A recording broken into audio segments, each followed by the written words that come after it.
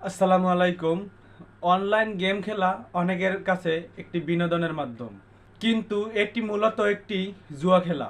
অনেক সময় মানুষ অনলাইন গেম খেলে সময় নষ্ট করেন এবং আরও গুরুত্বপূর্ণ কাজ থেকে দূরে চলে যায়। এক্ষেত্রে কিছু পয়েন্ট মনে রাখা জরুরি। নাম্বার 1, অনলাইন গেম একটি ঝুঁকির খেলা। অনেকেরই বড় ক্ষতি ও ফলস্বরূপ ঋণের ভিতরে পড়তে হয়। নাম্বার 2, আর্থিক সমস্যা।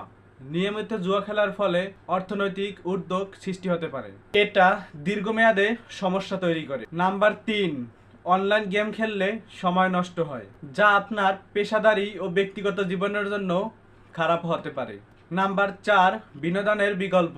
বিনোদনের জন্য অনেক স্বাস্থ্যকর এবং সৃজনশীল বিকল্প রয়েছে, যেমন বই পড়া, খেলাধুলা বা নতুন কিছু শেখা। নাম্বার 5, সহজে টাকা কামানোর চিন্তা বিপজ্জনক হতে পারে। সঠিক পরিকল্পনা ও পরিশ্রমের মাধ্যমে লক্ষ্যে পৌঁছানো অনেক ভালো।